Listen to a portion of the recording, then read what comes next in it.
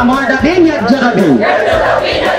মান সন্মান সকলো শেষ কৰি পেলাইছে আমাক এই চৰকাৰখনে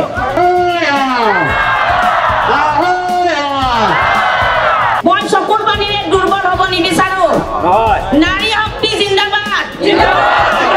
যেহেতু আমি শিক্ষক আমি উগ্ৰপন্থী নহয় গতিকে আমি তেওঁলোকৰ প্ৰতি সন্মান ৰাখি তেওঁলোকৰ কথা মতে আহি আমি ইয়াতে সচলত বহিছো আমাৰ দাবী ন্যায্য দাবী এই মুহূৰ্তত আমি উপস্থিত আছো সচল ধৰ্ণাস্থলীত আৰু সচল ধৰ্ণাস্থলীত দেখিবলৈ পোৱা গৈছে যে চৰকাৰৰ পৰা বঞ্চিত শিক্ষকসকলে পুনৰবাৰ আজি আন্দোলনত বহিছে শেহতীয়াভাৱে দেখিবলৈ পোৱা গৈছিল যে খানাপাৰাত যেনেধৰণে এক উত্তাল পৰিৱেশৰ সৃষ্টি কৰিছিল সেই আন্দোলন তেখেতলোকে তাত কৰিব নিদি পুনৰবাৰ আচলতে তেওঁলোকে এনেধৰণে আচলতে সচলত প্ৰতিবাদ কৰিবৰ কাৰণে অনুমতি প্ৰদান কৰিছে ইতিমধ্যে চৰকাৰৰ নেতৃবৃন্দই চৰকাৰৰ ফালৰ পৰা আচলতে তেখেতলোকক 5জনীয়া এটা সজাতি দলক আজি জনতা ভৱনৰ কাৰ্যালয়লৈ তেখেতলোকক নিমন্ত্ৰণ জনাইছে কিন্তু তেখেতলোকে আজি এনেধৰণে আচলতে পুনৰবাৰ আচলতে শিক্ষক চৰকাৰৰ পৰা বঞ্চিত শিক্ষকে বৰ্তমান মুহূৰ্তত এনেধৰণে উত্তাল প্ৰতিবাদ সাব্যস্ত কৰি থকা পৰিলক্ষিত হৈছে মই কমলক দেখুৱাবৰ কাৰণে অনুৰোধ কৰি আচলতে আজি আচলতে এনেধৰণে উত্তাল প্ৰতিবাদ সাব্যস্ত কৰিছে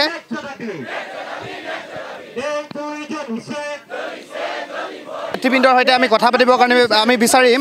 যেহেতু দেখিবলৈ পোৱা গৈছে যে আপোনালোকে খানাপাৰাত যেনেধৰণে প্ৰতিবাদ সাব্যস্ত কৰিছিল আৰু খানাপাৰা আন্দোলন আপোনালোকে এতিয়া সচললৈ লৈ আহিব লগা হ'ল আপোনালোকে আজি পুনৰবাৰ আপোনালোকে এই আন্দোলন অব্যাহত ৰাখিছে বৰ্তমান আমি জানিব পাৰিছোঁ যে আপোনালোকৰ 5জনীয়া এটা সজাতি দলক অসম চৰকাৰৰ জনতা ভৱনত আপোনালোকক বিশেষ আলোচনাৰ বাবে নিমন্ত্ৰণ জনাবৰ কাৰণে তেখেতলোকে নিমন্ত্ৰণ জনাইছে তথাপিও আপোনালোকে হাজাৰ আচলতে আপোনালোকৰ শিক্ষকে প্ৰতিবাদ কৰিছে এই মুহূৰ্তত কি ক'ব বিচাৰিব এই মুহূৰ্তত আমি আপোনালোকৰ সংবাদ মাধ্যমৰ জৰিয়তে সকলোকে জনাবলৈ বিচাৰিছোঁ যে যোৱাকালি ৰাতিৰ পৰা আমাক প্ৰশাসনৰ ফালৰ পৰা আমাৰ গুৱাহাটী মহানগৰৰ SP ছাৰ মাননীয় মৃণাল ডেকা ছাৰ আৰু আমাৰ joint director Kshitish Pegu sir আমাৰ শিক্ষা বিভাগৰ তেখেতসকলে আমালৈ ফোন কৰিছে মোক ফোন কৰিছে আৰু আমাৰ সভানেত্ৰী বাইদেউক ফোন কৰি জনাইছে যে আপোনালোকে আন্দোলনটো সচলত কৰক আপোনালোকে খানাপাৰাত কৰিব নালাগে আপোনালোকৰ সজাতি দল এটা 5জনীয়া দল এটাক আমি শিক্ষামন্ত্ৰীৰ লগত বহুৱাই দিম তেনেকৈ কৈছে আৰু আমি সুধিছোঁ যে আমি কিন্তু বেলেগৰ লগত কথা নাপাতো আমি শিক্ষামন্ত্ৰী মহোদয়ৰ লগত কথা পাতিম আৰু মুখ্যমন্ত্ৰী মহোদয় নাই বুলি আমি জানো সেইকাৰণে আমি শিক্ষামন্ত্ৰী মহোদয়ৰ লগতে আমি কথা পাতিম বুলি কৈছোঁ আৰু তেওঁলোকক পুলিচ প্ৰশাসনক সন্মান জনাই শিক্ষা বিভাগক আমি সন্মান জনাই joint director sir Kshitish Pegu ছাৰক আমি সন্মান জনাই যেহেতু আমি শিক্ষক আমি উগ্ৰপন্থী নহয় গতিকে আমি তেওঁলোকৰ প্ৰতি সন্মান ৰাখি তেওঁলোকৰ কথা মতে আহি আমি ইয়াতে সচলত বহিছোঁ আৰু এতিয়া আমি আলোচনালৈ অলপ পিছতে আমি আলোচনালৈ যাম আৰু আমাৰ আজি এই শিক্ষক সমাজক আমি সাক্ষী কৰি জনতা ভৱনলৈ যাম আৰু যদি জনতা ভৱনত গৈ শিক্ষামন্ত্ৰী মহোদয়ৰ পৰা আমি ভাল খবৰ এটা যদি আমি নাপাওঁ পুনৰ আমি ইয়ালৈ আহি এই ৰাইজক আমাৰ শিক্ষক সমাজক আমি কথাখিনি ক'ব লাগিব আৰু তাৰ পিছত আমাৰ শিক্ষক সমাজে যি সিদ্ধান্ত লয় সেই সিদ্ধান্ত মৰ্মে আমি আমাৰ কাৰ্যসূচী অব্যাহত ৰাখিম আলোচনা আপোনালোকে বহুবাৰ আপোনালোকে আলোচনাই কৰি আছে কিন্তু আজিৰ এই আলোচনাই আপোনালোকৰ কিবা ফলপ্ৰসূ সিদ্ধান্ত ল'ব বুলি আপোনালোকে ভাবেনে হয় আপুনি ঠিকেই কৈছে আজি 4 বছৰ ধৰি আমি আলোচনাই কৰি আছোঁ কিন্তু যেহেতু অলপতে মাননীয় মুখ্যমন্ত্ৰী মহোদয়ে কেবিনেটত পাছ কৰিছিলে যে তেওঁলোকৰ ভেঞ্চাৰ স্কুলবিলাকৰ কিবা এটা উলিয়াইছিলে খবৰ কিন্তু আমাৰ যিখিনি 2013 আৰু 21 চনত বঞ্চিত হৈ গ'ল সেই শিক্ষকখিনিৰ কাৰণে তেওঁলোকে একো নাই বুলি অলৰেডি তেওঁলোকে জনাই দিছে শিক্ষামন্ত্ৰীও জনাই দিছে মাননীয় মুখ্যমন্ত্ৰী মহোদয়েও জনাই দিছে তালিটোপোলা বান্ধি পেলাই আমাক যাবলৈ কৈছে 13 চনৰ বঞ্চিত আৰু 21 চনৰ বঞ্চিত শিক্ষকসকলক সেইকাৰণে আমি পুনৰ যোৱা 20 তাৰিখে আমি পুনৰ ৰাজপথত আন্দোলন ল'ব লগা হ'ল আজি আকৌ তথাপি আমি আশাবাদী আমি যেহেতু শিক্ষক আমি আশাবাদী আৰু আমি আশাৰে বাট চাই আছোঁ আৰু যদি আমি ভাল ৰিজাল্ট তেওঁলোকৰ পৰা নাপাওঁ তেতিয়াহ'লে পুনৰ আমি ৰাজপথত আজিৰে পৰা আমি আকৌ ৰাজপথত আন্দোলন ল'বলৈ বাধ্য হ'ম ধন্যবাদ জনাইছোঁ মই বাইদেউৰ পৰা আপোনাৰ পৰা জানিবৰ কাৰণে বিচাৰিম যিহেতু দেখিবলৈ পোৱা গৈছে যে বিগত দিনবিলাকত আপোনালোকে আন্দোলন কৰি থাকিব লগা হৈছে যিহেতু খুব কম সময়ৰ ভিতৰতে আপোনালোকে এনেধৰণে ডাঙৰ বৃহৎ আন্দোলন কৰিব লগা হৈছে ইমানখিনি আন্দোলন হৈ আছে আন্দোলনৰ পিছত আপোনালোকক আলোচনাত মাতি আপোনালোকক কোনো ধৰণৰ ডিচিশ্যন দিব নোৱাৰে কাৰণ আপোনালোকৰ বয়স গৈ আছে এনেকৈ আচলতে আপোনালোকে আলোচনা কৰি থাকিলে কিবা লাভ হ'ব জানো এনেকুৱা কথা যে সময় সমাগত যেহেতু মাননীয় মুখ্যমন্ত্ৰী মহোদয়ে নিজে সংবাদ মেলমেলি ঘোষণা কৰিছে যে 116ৰ ভিতৰৰ যিখিনি শিক্ষানুষ্ঠান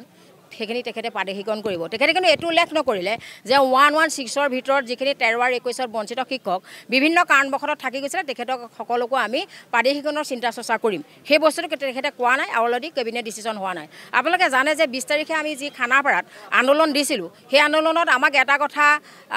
মানে শিক্ষা বিভাগৰ পৰা আহি ক'লে যে আমি 28 তাৰিখৰ ভিতৰত আপোনালোকক শিক্ষামন্ত্ৰী মহোদয়ৰ লগত আলোচনা কৰি দিম। ইতিমধ্যে আমি বহু সময় ৰ'লোঁ, কিন্তু আমি তাত ঘোষণা কৰিছিলোঁ 25 তাৰিখৰ ভিতৰত যিহেতু আমাক জনাব লাগিব, যিহেতু আমি দূৰণিৰ পৰা আছোঁ। মোৰ ঘৰে লখিমপুৰত, কিন্তু তেখেতসকলে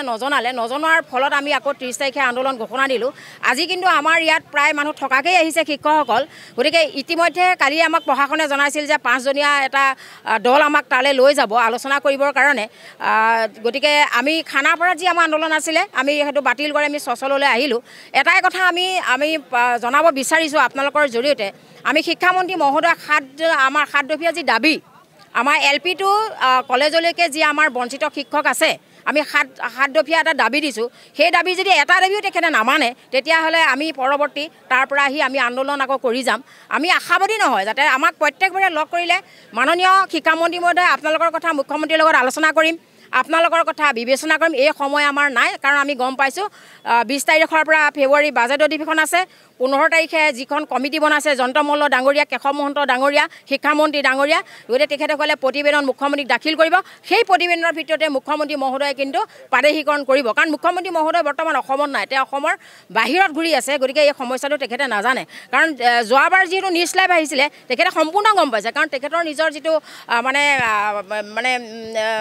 চেনেল, সেই চেনেলটো যিহেতু আহিছে। গতিকে আমি ভাবিছিলোঁ মুখ্যমন্ত্ৰী মহোদয়ে চাগে এই কথাটোত অলপ গুৰুত্ব দিব, কিন্তু আমি দেখিছোঁ যে তেখেতে গুৰুত্ব দিয়া নাই, কাৰণ সৌসিদিনা 26 জানুৱাৰীত তেখেতে কিন্তু একে কথাই ক'লে। গতিকে আমাৰ শিক্ষকসকল থকাকৈ আহিছে, গতিকে আমি যিহেতু যাবলৈ সাজু হৈছোঁ প্ৰশাসনক সন্মান ৰাখি, যদি আমাৰ আলোচনাটো বিফলে পৰিচালিত হয় নিশ্চয় আমাৰ আন্দোলন ধাৰাবাহিকভাৱে হ'ব, আৰু এই কথাটো আমি আপোনালোকৰ জৰিয়তে জনাই দিছোঁ। গতিকে এই আমাৰ শিক্ষকসকলৰ আৰু বেছি বয়সো নাই, পুনৰ কৈছোঁ। গতিকে আমি ওলাই আহিছোঁ, একেবাৰে আমি ওলাই আহিছোঁ যে আমি মৰিয়ে ওলাই আহিছোঁ। আৰু আপুনি চাওক প্ৰতিজন শিক্ষকে ডাঙৰ ডাঙৰ বেগ লৈ আহিছে, আৰু বয়সৰ গৰকা কাৰোবাৰ 2 বছৰ 1 বছৰ আছে, দেখি খুব বেয়া লাগিছে। আমাৰ মনবিলাক চবৰে মৰি আছে। গতিকে এতিয়া আপোনালোকে প্ৰস্তুত যে আপোনালোকৰ আলোচনাৰ যদি কেতিয়াবা যদি সফল নহয়, আজিৰ আলোচনাই যদি আপোনালোকৰ যদি পজিটিভ বাৰ্তা নানে, তেন্তে আপোনালোকে এই গোটেই সকলো শিক্ষকে এনেধৰণে প্ৰতিবাদ কৰিবলৈ সাজু? আমি এইটোৱে ভাবিছোঁ, আমাক শিক্ষামন্ত্ৰী মহোদয় আজিয়ে ক'ব লাগিব যে আপোনালোকৰ কামখিনি কৰিম। এইটো ক'ব নোৱাৰিব যে মুখ্যমন্ত্ৰীৰ লগত আলোচনা কৰিম। আমাৰ সময় নাই, আমাক ৰিটাৰ্ণ দিব লাগিব, কাৰণ এই শিক্ষকসকলে আমি যি সভানেত্ৰী সম্পাদিকাৰ ওপৰত যথেষ্ট তেখেতসকলে ভিত্তি কৰিছে, আমি কিন্তু তেখেতসকলৰ ওপৰত ভিত্তি কৰিছোঁ, কাৰণ আমাৰ ওপৰত নিৰ্ভৰ কৰি তেখেতসকলে আমাকেই প্ৰশ্ন কৰি থাকে কি হ'ব কি নহ'ব। আমি তেখেতসকলক নেতৃত্ব দি ওলাই আহিছোঁ। আমিও বঞ্চিত শিক্ষক, আমিও ভাত খাম বুলি বা আমিও বঞ্চিত হৈছোঁ। আমাৰো চাকৰিৰ প্ৰতি মানে নিজৰ ইচ্ছা আছে কৰিবলৈ। গতিকে যদি আমাৰ দাবী মানি নলয় আমি কোনো পধ্যে মান্তি নহ'ম, কিন্তু আজি শিক্ষামন্ত্ৰী মহোদয়ে ফাইনেল ৰিজাল্ট দিব লাগিব, আমাক যাতে প্ৰলোভন নিদিয়ে। সেই কথাটো আপোনালোকৰ জৰিয়তে আমি জনাই দিছোঁ। ধন্যবাদ জনাইছোঁ। আচলতে আমি ফাৰ্ষ্ট নিউজৰ জৰিয়তে অসম চৰকাৰক আমি দৃষ্টিগোচৰ কৰিবৰ কাৰণে চেষ্টা কৰিছোঁ যে এনেধৰণে আচলতে বৰ্তমান মুহূৰ্তত সচল ধৰ্ণাস্থলীত